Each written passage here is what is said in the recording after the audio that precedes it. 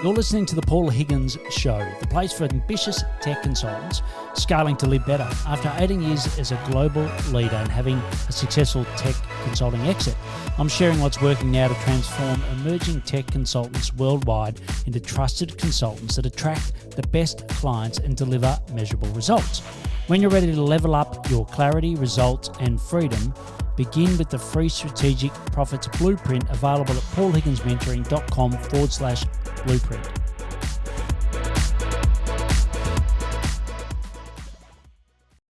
You have a voice, but it is silent. It is buried in all of that delivery and all of that work you're doing. But here is some inspiration to get your voice, your story out into the world. Hello, this is Paul Higgins, and welcome to the Paul Higgins Show, episode number 534. In this podcast, we talk to Marty Zigman from Prolecto about his journey of creating his own voice, his own authentic voice, and being true to himself. Marty is an accomplished IT entrepreneur and is in the space of cloud-based ERP solutions for small to medium-sized businesses. As the founder and principal of Prolecto since 2003, Marty leads a system integration practice known for its expertise in NetSuite, focused on delivering operational excellence and strategic alignment. His approach revolves around three key principles: one, leveraging cloud computing, implementing fully integrated business applications, and adopting platforms for extensions and customizations, all within the NetSuite business. Marty is a proponent of lifelong learning, which you're going to find a lot about today, and is active in various communities and also maintains a strong commitment to his professional and personal growth. I'll hand you now over to Marty Zigman from Prolecto.com. Great to have you here, Marty. Thanks, Paul. Thanks for having me. Really enjoyed our conversations off air, but it's now a great time to get them on there and get everyone to hear more about you. But why don't we kick off with who are the clients that you love to work with, and more importantly, what are the problems you love to solve for them? Okay, great. So, well, we are a NetSuite systems integrator, and we're highly focused on NetSuite. So we go where NetSuite is. And many times when I think about this, it's when I'm trying to help people understand, NetSuite's attractive for people who are trying to get off of QuickBooks or Xero, which tend to be the what we might call the small business accounting systems and so forth. And when these businesses are trying to scale, typically I say $25 million in annual revenue or up to about $2 billion in revenue. And that number can be a bit arbitrary because there's a whole way of scaling NetSuite that is not necessarily fully understood on how to scale NetSuite and so forth. But these organizations are really trying to expand their operations. They're well beyond where they were when they were running the small business software. And now what they're really trying to do is get their practices lined up and so forth, and they're distributed. The ideal client for us is usually a COO or CFO of one of these companies. That implies they're larger. When the clients are smaller, you're often working with the business owner. Due to the way that we do implementations and we help people with their optimizations, the clients tend to be more when they want planning, when they're really looking for the right talent. Yes. And so what we find is that there's a certain maturity in certain organizations that understand that the risks and the opportunities of doing ERP right. And when they're looking for that kind of talent, they seek us. Yeah. And what sort of time frame are they normally thinking of how long it's going to take to actually implement the change? Well, that's interesting that you say that, because that's one of the ways I actually make assessments about the clients when we're getting to know each other. When a client comes to us and they think that they're going to be live in a couple months, that's usually a risk factor to us. Yes. In addition, if they think it's going to be a year out, I often listen to them about what's driving them about a year out to try and understand where they're coming from. Usually I like to hear a year out, but that seems too far out. Yes. We try to create achievable milestones within a 3 to 5 month time horizon. And so what we're looking at is to try and understand how they see their business and how realistic they are. Then it's really a conversation of scope and the things that they're trying to achieve. And we very much are about trying to phase things in. It's a lot of software to swallow. try not to do that in one sitting. And the whole idea is there's an art to figuring out how to phase these things in that are logical. And I also like to see that our clients are respectful of trying to develop their internal competency. So the first time you go live with these applications, what they thought was going to be their priorities for phase 2 may shift Yes. once they're on the platform because they realize what's possible now and so forth. So we just let that unfold. Yeah, yeah. I think that's really, really smart. And I think it's the right way to phase it. And I totally agree. If someone comes for a quick fix and look, different platforms, NetSuite's a lot more sophisticated, for example, than say a Monday. But often Yep. you'll get Monday and other platforms, it's like an immediate fix. And all they're doing is, putting a band-aid on the sore, right? If you Yeah. ultimately don't address the sore, well, then unfortunately it's not going to work. So yeah, totally agree around the phasing. And look, one of the key things we're going to talk about is around how you started to brand yourself, and then how that's led to gaining more clients within the NetSuite space, which I've got to say not very common. If I look, I spend nearly every day looking across Salesforce, NetSuite, Zoho, Monday websites and profiles, and I'm amazed at how poor's the wrong word. It's just a missed opportunity, right? Where people just haven't got to that. Right. I'm so deep in client work that I just haven't got to actually talking about, well, who am I, who do I stand for, and who do I want to attract? So I know you've gone through that journey, and that's the one we're going to unpack today. But let's start with, why did you decide to start to get above the operational part of your business and actually start to talk about, firstly, you and your brand? Okay, well, so I think there's a lot of questions in what you just offered right there. I would say the first thing is I would ask myself, why did we go into the NetSuite space? Yes. And then that was really more of a soul searching. So this is really my second business time around. I built a business during the .com era that was specializing in e-commerce applications, billion-dollar kind of e-commerce platforms that did payment gateways that were connected up to banks like Bank of America and Wells Fargo and so forth. And I sold that business right at the end of the .com era to another company. And I realized during that lesson or during that sale that when I started working for the other company that I sold the business to, I could see that really I enjoyed professional services, which is what the other company did. It did implementations. And prior to that, I was a CPA at Deloitte and Touche, which is now part of the Big Four. And I was part of a group that did these system selections and implementations. So I sort of grew up all in that. So after I sold the business, it became very clear to me that I love this subject matter, that I saw the possibility of doing strong accounting. And I always envisioned that if we could get everything in a database and the database was adaptable and powerful and I could build logic on top of it, that I could make it do some things. And right around the time of 2008 is when I started to really assess the marketplace. And I saw that NetSuite, which previously was NetLedger, had a vision around a single suite.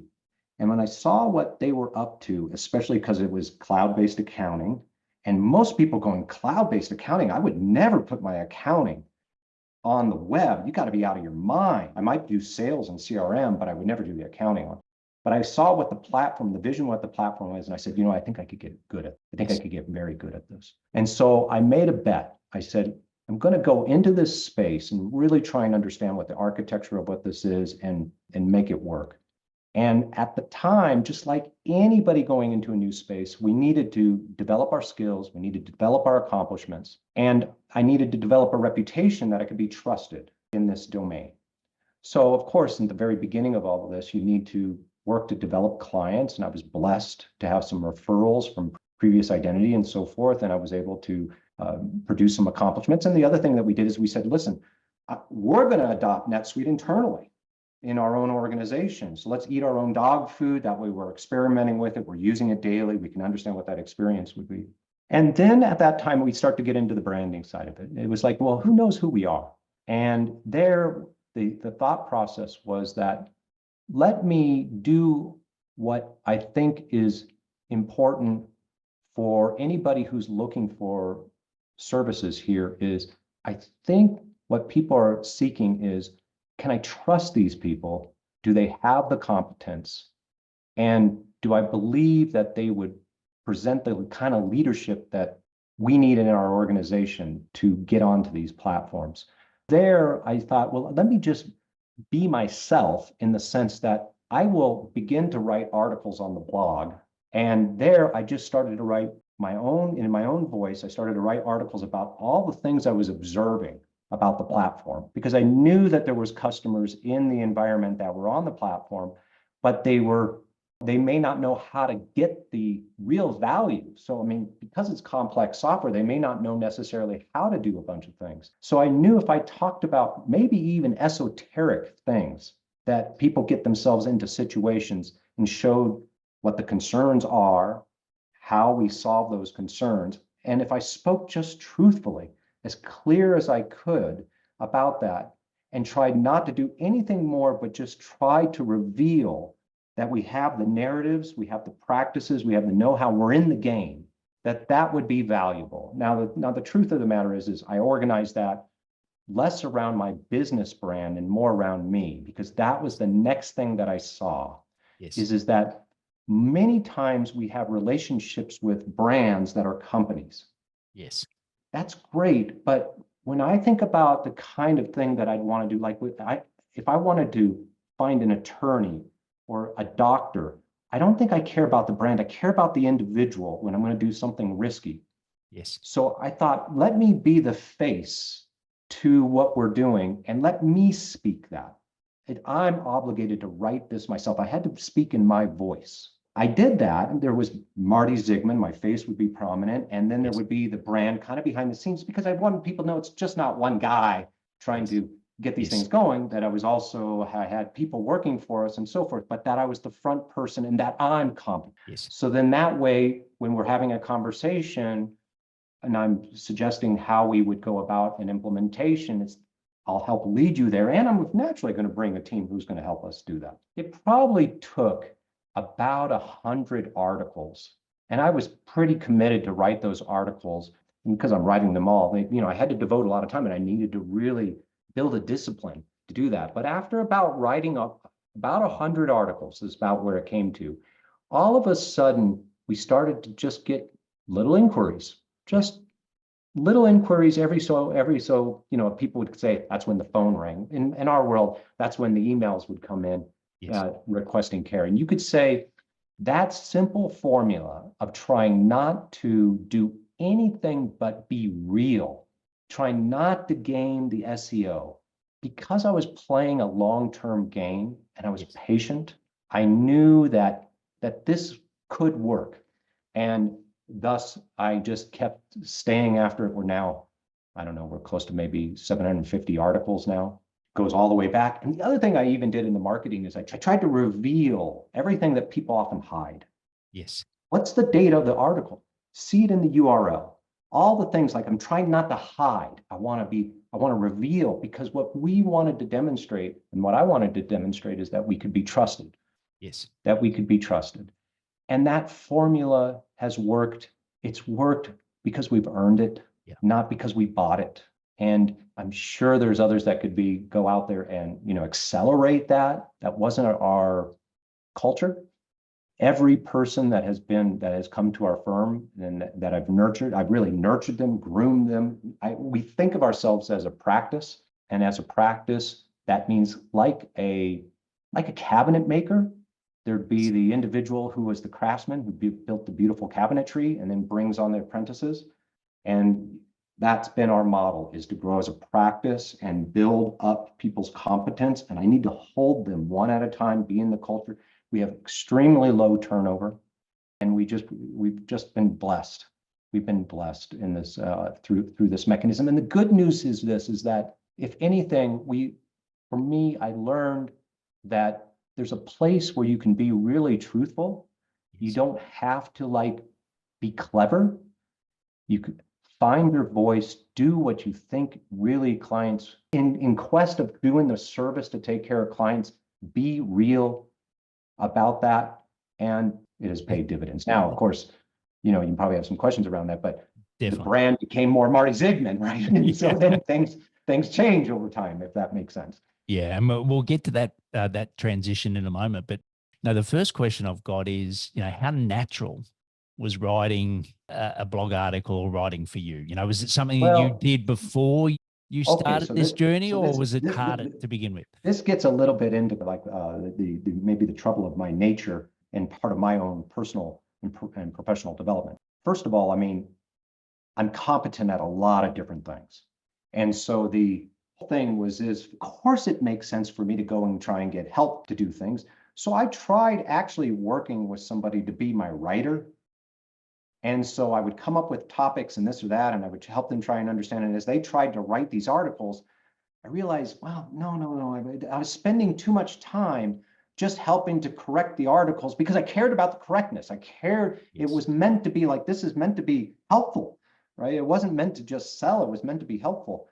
And over time, I realized I'll just write the article. I'm going to devote the time to that. So that took me time to, you could say, almost find my voice. And I found my voice through the action of just continuing to do that, just continuing to write. And as I wrote more, I started to see a pattern in things. And I actually think that the way I write is so consistent now that readers, when they come back and read the blog, they have a certain expectation around how I'll deliver sort of an offer for a solution to things. Yes. And I think they welcome that in the sense that I'm trusted to be consistent. If that makes sense. And then, of course, when we think about scaling, how can one man do all this writing? Well, we get into a different set of concerns for which we can probably talk about, but I've been able to take it this far. Yeah, great. So how much time are you devoting a week to writing? The pattern I'm at now, I'm trying to write once a week, and I'm devoting in the neighborhood of 4 to 8 hours a week in writing these articles. I'm crafting it all. I'm writing the articles. Many times I'm taking videos and I'm editing the videos and doing things to bring it all together. And, it's just because I'm skillful, I just do it. And I could get more help there, but ultimately I devote 4 to 8 hours, and I'm got a shout out to my family who's been just helpful to understand that, Marty needs to put his attention to take care of these things, right? And they let me be, because I'm also running a practice. So I'm doing the writing the articles, but I'm also running a practice. So it's demanding, but I'm disciplined. Yeah. As far as the themes, the topics, if you look, let's, fast forward to today, how are you deciding what you're writing? You might find this hard to believe. I probably have close to 150 topics. Yes. I think of so many things that I could write about, and I throw them into a queue. And then what I do is when it's time to write the article, I look and I go, what is inspiring me this week? Yes. What do I think I get enthusiastic about? And I write about that. Truth be told, some of my articles, I know, okay, this one's going to be demanding. I really got to think this one through in order to get the message out. It's going to take more time.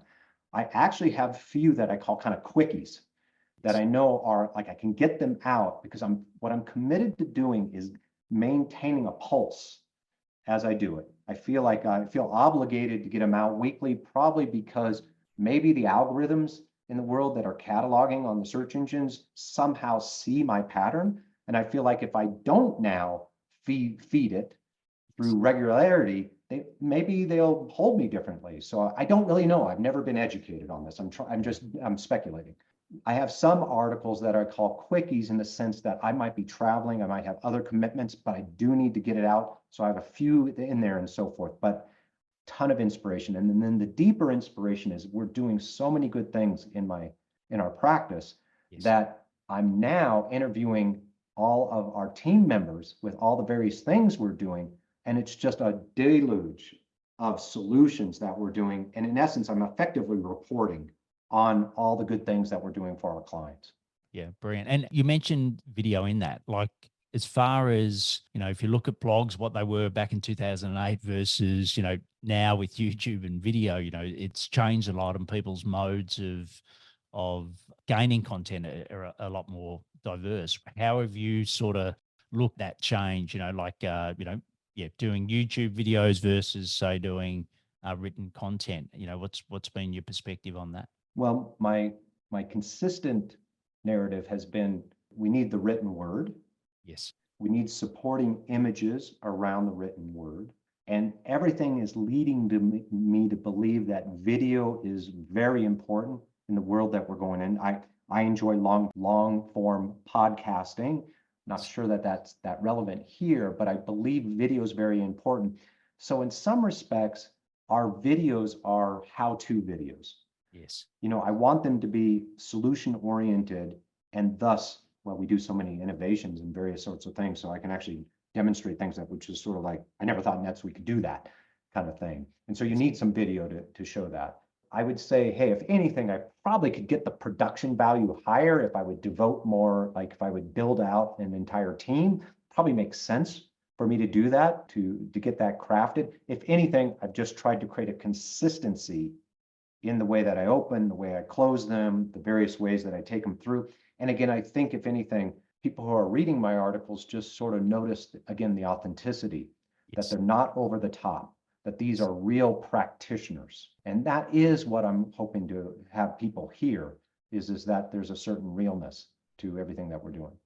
Brilliant. And we sort of talked, as you said, it was about Marty, and you had the team sort of Yes. behind you, sort of how and if you sort of made a transition, or have you thought about making a transition from Marty Yeah, being centered to, more about Prolecto?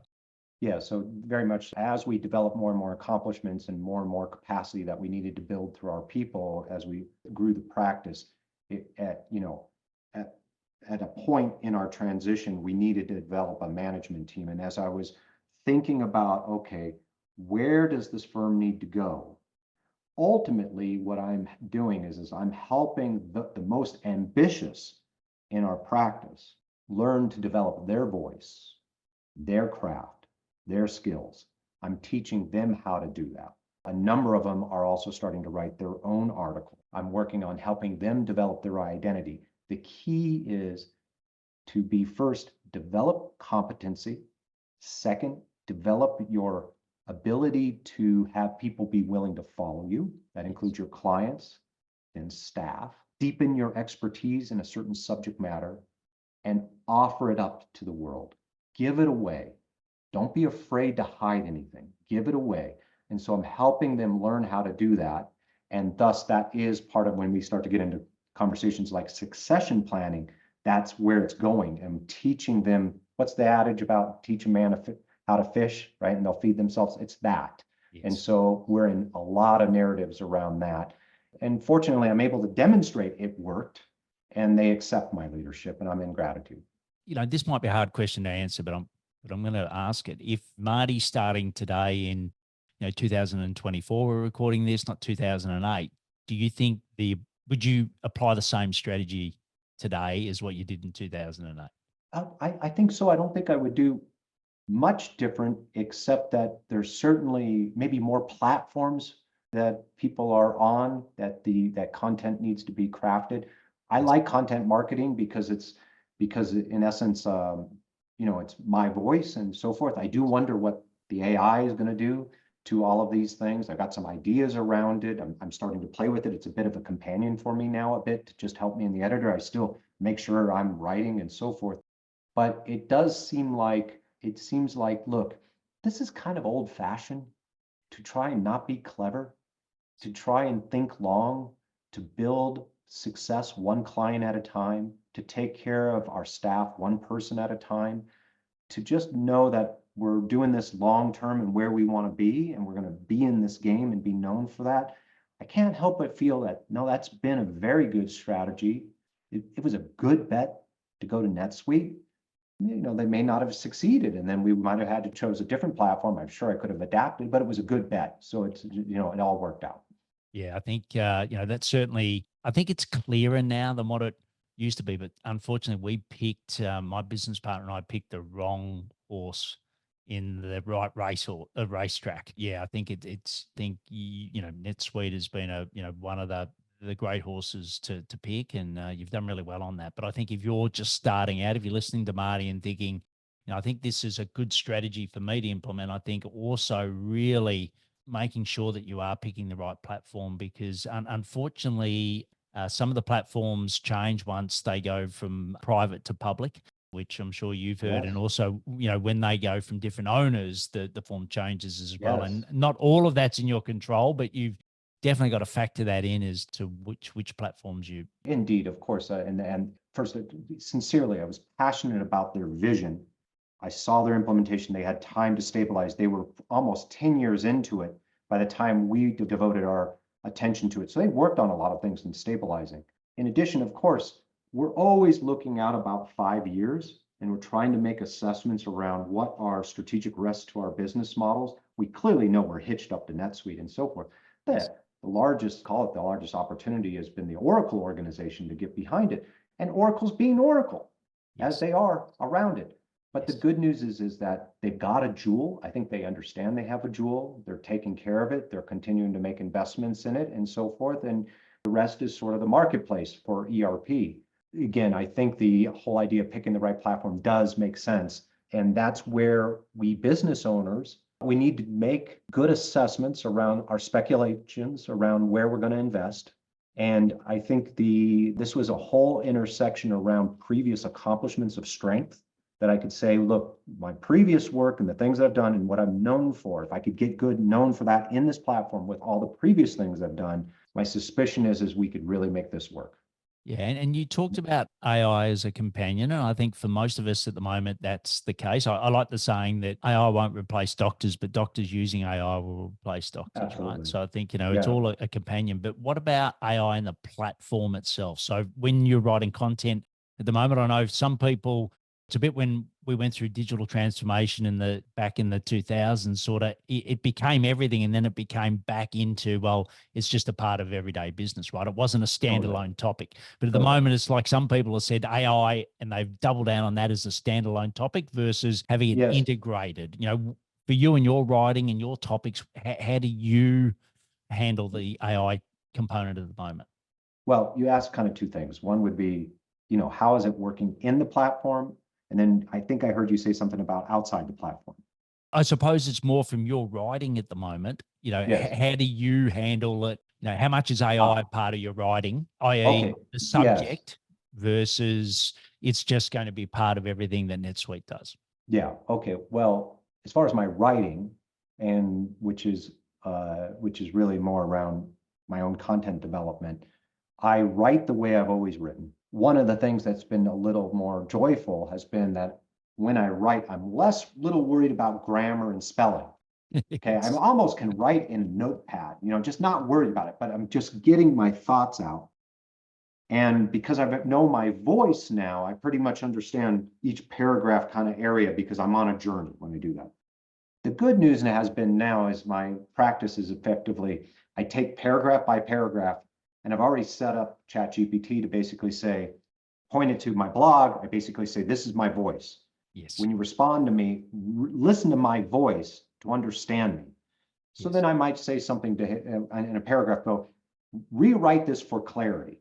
And then I offer my draft, and then I look at it and I go, yeah, that actually reflects a little bit better, a little bit thing here, this or that, but I take it back in and I nuance it a little bit more, but I basically go, yep, it is definitely helping me write better, but I Yes. still make sure it's me because I don't want anything that seems not me, if that makes sense. Yes. So that has been great. And I also have to just shout out to Ellie in our group, who's been kind of been kind of our editor behind the scenes. He just has been there for 8, 9 years. He just reads every one of my articles. He's been de facto kind of been one of my editors, you could say. And he's not finding nearly as many problems with my articles, and it's really great just because I have that companion, which is real people along the way. And again, he's part of our staff. He knows what we're writing about. He may say, Marty, that doesn't make sense what you just said, right? Yes. Because he's in the platform too, and that's helpful. Now, did you have a different question in there about inside the NetSuite platform itself? Correct. Yeah. Yeah. So I think NetSuite's doing the right thing in the sense that they're putting their toe in the water. They're gonna all I notice all the big players are touting a lot of things because it's the hype. And there are some things that are going on in the NetSuite platform around, say, the description of a product. Based on all the attributes, it could probably write you a sample description of what this product is because, hey, it's reading all the attributes of the product. That's almost like a low cost way like that. That's helpful. Like see what it says, right? Yes. See what it says. We are starting a project to speculate differently. We are trying to hold so many client concerns at the same time We have regular practices where we meet to assess where are we with all of our clients, how are we taking care of them. But could the AI really read the database of all the things that we're doing and help us make assessments about where we are with each client? That's where we're going. That's where we're going innovatively ways, because what we want is we want a companion to notice perhaps a client has a concern here and we're being too slow to respond.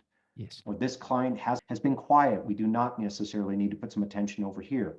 We want a companion to read what we're doing and help us make assessments. We feel there's no way that the Oracle database would be able to do that because it's our business model of the way that we've done our work. We could train the AI to read the database and come back and give us thinking. We're excited about exploring that.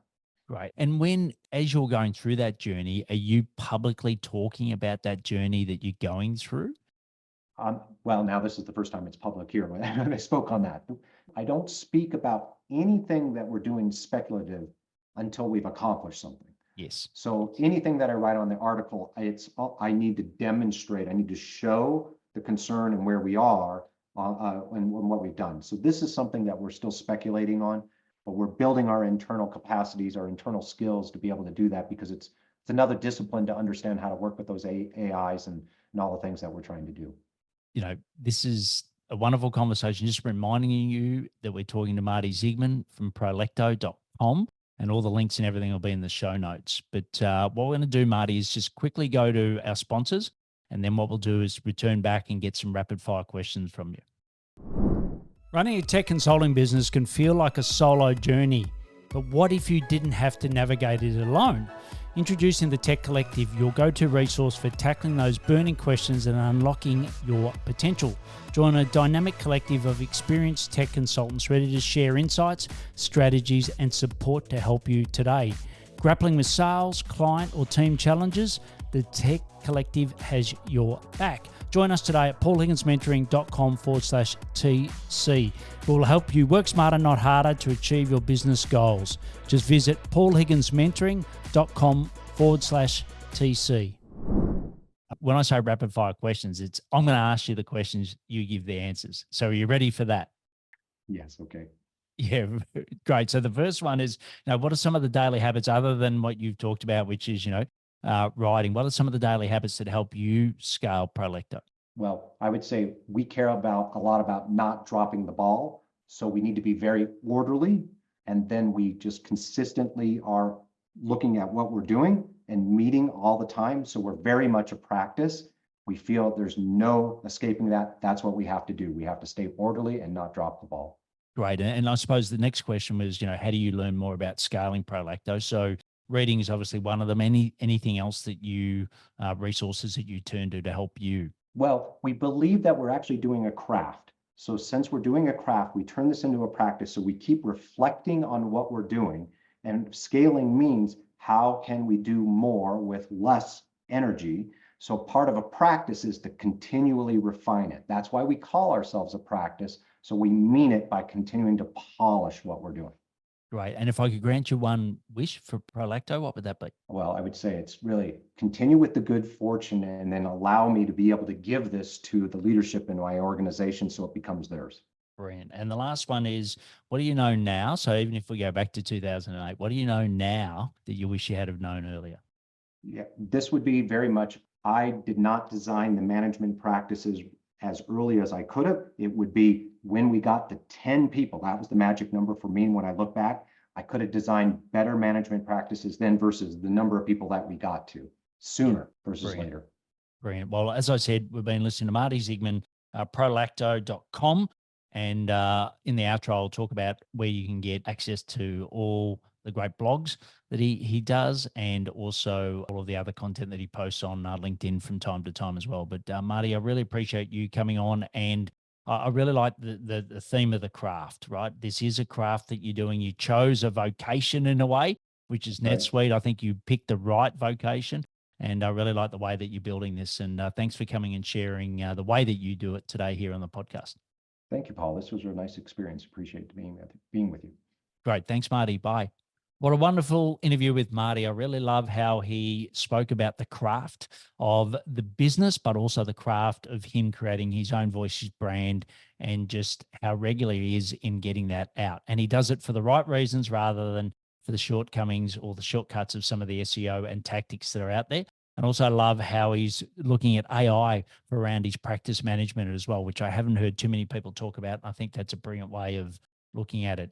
You can reach out to Marty on LinkedIn. Please let him know that you heard him on the Paul Higgins show and thank him for really the time and effort that he put into giving you the background to how he's created content marketing, his voice, and his own identity. Please also share it with peers. They will love you for it. They'll think you're a rock star. And please check out our solo shows as well. I'll see you next time on the Paul Higgins Show. Time for action. Subscribe, comment, and let me know what you like best about this episode. Plus, get the Strategic Profits Blueprint at paulhigginsmentoring.com/blueprint.